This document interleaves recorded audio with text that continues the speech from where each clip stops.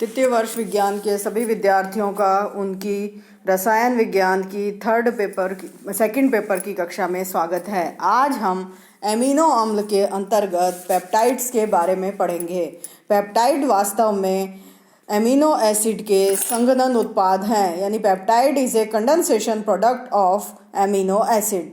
दो amino acid में एक का COH ग्रुप व दूसरे का NH2 ग्रुप आपस में अभिक्रिया करके जल का एक अणु निकाल देते हैं व CONH बंध बनाते हैं। ऐसे यौगिक जिनमें कई प्रकार के एमिनो अम्ल आपस में जुड़ जाते हैं व कंडेंसेशन पॉलीमर बनाते हैं, इन्हें पॉलीपेप्टाइड कहते हैं। इन्हें कंडेंसेशन पॉलीमर इसलिए कहा जाता है क्योंकि इनमें पॉलीमराइजेशन की प्रक्रिया में जल का अणु निकल जाता है। ऐसे पॉलीपेप्टाइड जिनका अणु भार 10,000 या उससे अधिक होता है प्रोटीन्स कहलाते हैं।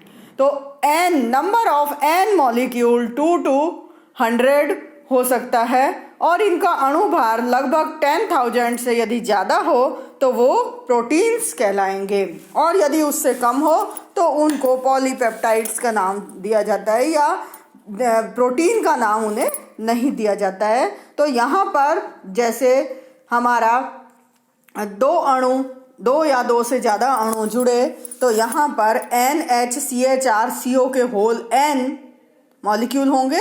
एक साइड NaCHRCO- और दूसरी साइड COCHRNH3- होगा। तो इस तरह से n बराबर 2 to 100 मॉलिक्यूल्स जब आपस में जुड़ते हैं तो वो प्रोटीन कहलाता है। प्रोटीन कहलाएगा जब n is greater than 100। Glycine, alanine, phenylalanine, ये यदि 3 मॉलिक्यूल हमने आपस में जोड़े तो ग्लाइसिन, एलेनिन, फेनिलएलेनिन, तो इसको हम ट्राईपेप्टाइड कहेंगे। 4 हैं तो टेट्रापेप्टाइड, और इसी तरह से पेंटा और हेक्सापेप्टाइड का नाम मॉलिक्यूल्स को उनके एमिनो एसिड की संख्या के आधार पर दिया जाता है। एक और परंपरा के अनुसार n अंतस्थ एमिनो एसिड का उस सिरे से नाम लेते हैं, उस सिरे का नाम होगा जिसमें मुक्त NH2 ग्रुप उपस्थित है और इसे बाएं से लिखा जाता है, और C अंतस्थ एमिनो अम्ल अवशेष वह सिरा है जिसमें मुक्त COH ग्रुप उपस्थित हो और इसे दाएं लिखा जाता है। यानी NH2 ग्रुप जो फ्री होगा उसको बाएं साइड में लिखेंगे, और यदि COH ग्रुप जो फ्री वाला है उसको हम हमेशा राइट साइड में लिखते हैं। N टर्मिनल जो है वहाँ पर मुक्त NH2 ग्रुप एवं C टर्मिनल पर मुक्त COH के कारण पेप्टाइड एवं प्रोटीन भी एमिनो अम्लों की तरह ज्विटर आयन या आयनिक संरचना वाले द्विध्रुव संरचना बनाते हैं। तो इस तरह से एमिनो एसिड की तरह प्रोटीन भी द्विध्रुवी संरचना बनाते हैं, क्योंकि उनके अंदर एक सिरे पर NH2 ग्रुप और दूसरे सिरे पर COH होता है, और दोनों के बीच में CO- का H NH2 के ऊपर जाकर के NH3+ और CO- बना देता है, और इस तरह से वो ज्विटर आयन की संरचना बनाता है। और सारे प्रोटीन द्विध्रुवीय संरचना को बनाते हैं। यदि इनमें प्रोटीन एवं पेप्टाइडों के बीच में एक विशिष्ट आइसोइलेक्ट्रिक पॉइंट या समविभव बिंदु होते हैं, इस बिंदु पर निश्चित pH पर ये एनोड या कैथोड की तरफ गमन नहीं करते हैं, और यदि अम्लीय या क्षारीय होते हैं तो उस हिसाब से ये एनोड और कैथोड की तरफ गमन करते हैं। पॉलीपेप्टाइड में सभी पेप्टाइड बंध समतली होते हैं। इनमें जो बंध होते हैं वो सारे के सारे समतली बंध होते हैं। इनमें CN बंध में डबल बॉन्ड करैक्टर लगभग 40% होता है, और इसकी बंध लंबाई 1.32 एंगस्ट्रॉम होती है, जो कि ये बताती है कि CN में आंशिक डबल बॉन्ड करैक्टर है, क्योंकि CN सिंगल बॉन्ड की जो बॉन्ड लेंथ है वो 1.47 एंगस्ट्रॉम होती है। बॉन्ड एंगल नाइट्रोजन पर मान वही होता है जो त्रिभुजीय कार्बन के ऊपर होता है। तो बॉन्ड एंगल जो है वो जो sp2 संकरित कार्बन होता है उस पर कितना होता है, 120 डिग्री का। इसी तरह से यहाँ पर भी जो है वो 120 डिग्री का एंगल ही पाया जाता है। तो यदि आप स्क्रीन पर संरचना को ध्यान से देखें तो नाइट्रोजन के 3 एंगल में 2 एंगल जो है वो 123 डिग्री के हैं और तीसरा वाला जो है वो 114 डिग्री का है। इसी तरह से कार्बन में भी एक 121 डिग्री का है, एक 125 डिग्री का और तीसरा 114 डिग्री का। तो इससे स्पष्ट होता है इनके बंध कोणों से कि इसकी जो संरचना है वो पेप्टाइड बंध हमेशा कैसा होता है, समतलीय पेप्टाइड बंध होता है और ये त्रिभुजीय कार्बन पर उपस्थित होता है। पेप्टाइड बंध में जो ये पेप्टाइड है ये बहुत ही महत्वपूर्ण बंध माना जाता है क्योंकि बायो में जितने भी ऑर्गेनिज्म हैं उन सब में प्रोटीन उपस्थित होता है। पेप्टाइड बहुत महत्वपूर्ण यौगिक होते हैं, जैसे ग्लूटाथायोन लगभग सभी जीवित कोशिकाओं में उपस्थित होता है। ऑक्सीटोसिन यूट्रस में संकुचन के लिए एक महत्वपूर्ण हार्मोन है। इसी प्रकार 39 अमीनो अम्लों से बना हुआ अल्फा कार्टिकोट्रोपिन, एड्रीनोकार्टिकोट्रोपिन हार्मोन ACTH ये भी काफ़ी महत्वपूर्ण यौगिक है। तो इस तरह से एमिनो एसिड हमारे लिए बहुत ही महत्वपूर्ण यौगिक होते हैं। इस कारण से जो पेप्टाइड्स हैं, पेप्टाइड बंध बहुत ही महत्वपूर्ण है और पेप्टाइड जो है वो भी बहुत महत्वपूर्ण है क्योंकि बहुत सारे पेप्टाइड मिलकर ही प्रोटीन्स का निर्माण करते हैं। अब हम पेप्टाइड संश्लेषण की बात करते हैं। पेप्टाइड संश्लेषण में जो है वो पेप्टाइड, पॉलीपेप्टाइड और प्रोटीन का प्रकृति में संश्लेषण हमेशा से कॉम्प्लिकेटेड सब्जेक्ट है और इसमें एमिनो अम्लों को पॉलीमराइज करके और पॉलीपेप्टाइड का निर्माण कर दिया जाता है और पॉलीपेप्टाइड से प्रोटीन सिंथेसिस होता है। परंतु यहाँ पर जो समस्या है वो मेन है कि NH2 और COH ग्रुप का प्रोटेक्शन कैसे किया जाए।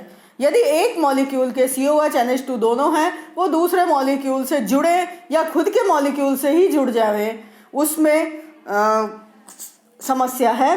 तो इसके अंदर सबसे पहले हमें प्रोटेक्शन करना पड़ता है या तो COH ग्रुप का या NH2 ग्रुप का, क्योंकि जैसे ग्लाइसिन और एलिनिन दोनों को आपस में जोड़ा जाए तो ये भी हो सकता है कि ग्लाइसिन का अणु एलिनिन से जुड़ने की बजाय ग्लाइसिन प्रोडक्ट बना ले। तो ग्लाइसिन प्रोडक्ट और ग्लाइसिन एलिनिन प्रोडक्ट दो तरह के प्रोडक्ट का मिक्सचर बन जाए और रासायनिक अभिक्रियाओं में जब मिक्सचर या बहुत सारे प्रोडक्ट बनते हैं तो उन अभिक्रियाओं को उत्तम अभिक्रिया नहीं माना जाता क्योंकि उसमें पृथक्करण में बहुत ही ऊर्जा खत्म होती है। तो यहाँ पर मेन स्टेप पेप्टाइड सिंथेसिस के हैं। सबसे पहले एमिनो ग्रुप का प्रोटेक्शन, फिर पेप्टाइड बंध का निर्माण, फिर परिरक्षित समूह को अलग करना। तो ये मेन स्टेप हैं पेप्टाइड सिंथेसिस के और इसी कारण से यहाँ पर प्रोटेक्शन करना बहुत ज़रूरी है। तो सबसे पहले हम ले लेते हैं protection of amino acid. Peptide संश्लेषण के विभिन्न पदों में सबसे पहले ले लेते हैं एमिनो अम्लों का प्रोटेक्शन। एमिनो अम्लों के प्रोटेक्शन के लिए कोई भी Z ग्रुप लिया जाता है। तो ये Z ग्रुप ऐसा होना चाहिए जो एमिनो अम्ल के साथ अभिक्रिया करे, उससे जुड़ जाए और जब ज़रूरत हो वो आसानी से अलग किया जाए। तो सबसे पहले Z ग्रुप को एमिनो अम्ल के साथ जोड़ दिया जाता है। जोड़ने के बाद ये ZNHCHCO ग्रुप बन जाएगा। NH का एक हाइड्रोजन रिप्लेस होकर उसकी जगह पर Z आ जाता है। फिर सिंथेसिस ऑफ पेप्टाइड बॉन्ड, इसके बाद पेप्टाइड बॉन्ड का निर्माण किया जाता है।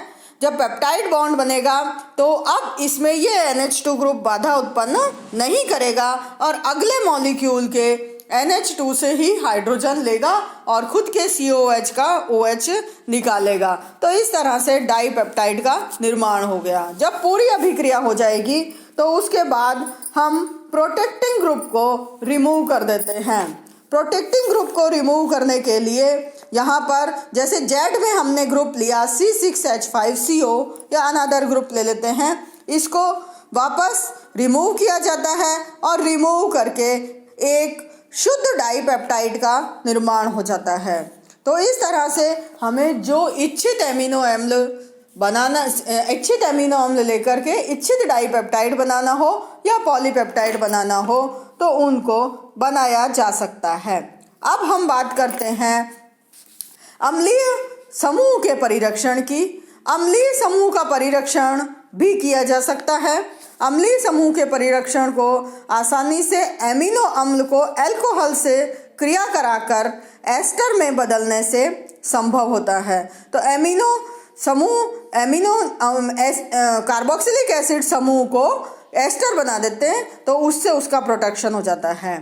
एमिनो समूह के प्रोटेक्शन के लिए बहुत सारी विधियां काम में ली जाती हैं, जिसमें है कार्बोक्स बेंजॉक्सीक्लोराइड और टर्शरी ब्यूटाइल कार्बोनाइल ग्रुप। इन दो ग्रुप्स के द्वारा एमिनो अम्ल का प्रोडक्शन किया जाता है और अम्लीय समूह के लिए उसे अल्कोहल से क्रिया करा के एस्टर में परिवर्तित किया जाता है। तो इस तरह से हम सरल विधियां हैं जिनसे कि प्रोटेक्शन भी हो जाता है और वापस से उसका रिमूवल हो जाता है। अब हम बात करते हैं एमिनो अम्ल सिंथेसिस की बहुत सी विधियां या पेप्टाइड संश्लेषण के लिए विभिन्न प्रक्रम किस तरह से हम लेते हैं। Various process of synthesis of peptide या पेप्टाइड संश्लेषण के विभिन्न प्रक्रम किस तरह से हैं। पेप्टाइड संश्लेषण के विभिन्न प्रक्रमों में सबसे पहला मेथड है कार्बोबेंजॉक्सी मेथड। कार्बोबेंजॉक्सी मेथड में कार्बोक्सी बेंजोइल क्लोराइड की अभिक्रिया पहले एमिनो अम्ल के अणु के साथ करवाई जाती है। कार्बोबेंजॉक्सी क्लोराइड इसकी अभिक्रिया एमिनो अम्ल से कराने पर नाइट्रोजन का एक हाइड्रोजन इसके क्लोराइड के Cl- को निकाल कर HCl निकाल देता है और ग्लाइसिन से यदि ये अभिक्रिया करवाई तो कार्बोबेंजॉक्सी ग्लाइसिन का निर्माण हो जाता है। ये कार्बोबेंजॉक्सी ग्लाइसिन बनने के बाद सल्फोनिल क्लोराइड के साथ अभिक्रिया करती है और सल्फोनिल क्लोराइड के साथ अभिक्रिया करके ये कार्बोक्सिलिक ग्रुप पे जो है वो OH रिप्लेस करके COCl बन जाता है। इसके बाद इसकी एमिनो अम्ल के दूसरे अणु के साथ अभिक्रिया करवाई जाती है। तो यहाँ पर COCl में से एक Cl का अणु और एक H का अणु निकल के दूसरा एमिनो अम्ल का अणु इससे जुड़ गया। तो पहले हमने ग्लाइसिन के साथ अभिक्रिया करवाई, सेकंड मॉलिक्यूल हमने एलिनिन का लिया और इस तरह से हमारे ग्लाइसिन और एलिनिन के दोनों अणु आपस में जुड़ गए। जुड़ने के पश्चात हम हाइड्रोजन और पैलेडियम की उपस्थिति में अपचयन की अभिक्रिया करवाते हैं और अपचयन की अभिक्रिया करवाने के बाद C6H5CH3 निकल जाता है और हमें ग्लाइसिन एलिनिन डाइपेप्टाइड प्राप्त होता है। तो इस तरह से हम कार्बोबेंजॉक्सी मेथड के द्वारा ग्लाइसिन एलिनिन डाइपेप्टाइड प्राप्त कर सकते हैं।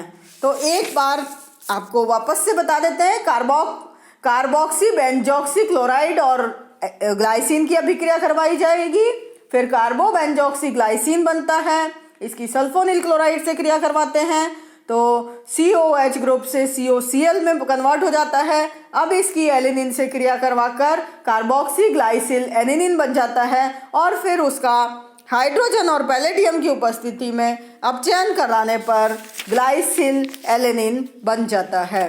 तो इस तरह से एक ये महत्वपूर्ण विधि है जिसके द्वारा हम डाइपेप्टाइड का निर्माण कर सकते हैं। दूसरी विधि है टर्शरी ब्यूटॉक्सी कार्बोनाइल मेथड।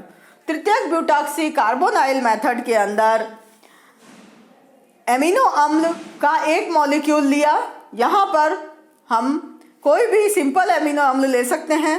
इस एमिनो अम्ल की एसिड या एसिड क्लोराइड के साथ अभिक्रिया कराई जाती है और इसमें इसके लिए जो मटेरियल लिया जाता है वो है tertiary butoxy carbonyl. Tertiary butoxy carbonyl chloride लिया और इसकी ग्लाइसिन एमिनो अम्ल से अभिक्रिया करवाने पर NH2 का हाइड्रोजन और X ये निकल जाता है। निकलने के पश्चात N प्रोटेक्टेड एमिनो अम्ल प्राप्त होता है। ये N प्रोटेक्टेड एमिनो अम्ल NN डाइसाइक्लोहेक्साइल कार्बोडाइइमाइड के साथ अभिक्रिया करता है जिसको हम DCC के नाम से जानते हैं। ये DCC यहाँ पर अभिक्रिया कर लेता है और करने के पश्चात इसकी अभिक्रिया वापस एमिनो अम्ल के दूसरे मॉलिक्यूल के साथ करवाई जाती है।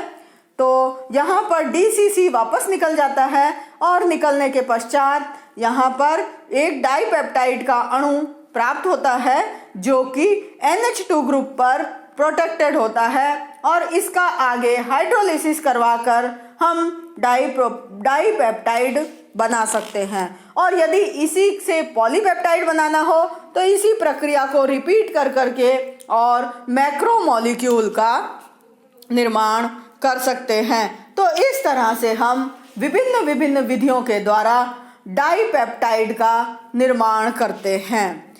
तो ये दो विधियां आपको डाइपेप्टाइड और पॉलीपेप्टाइड के संश्लेषण की बताई है। अगली विधि है solid phase method. Solid phase method को और पेप्टाइड की संरचना के बारे में अगले वीडियो में हम अध्ययन करेंगे। धन्यवाद।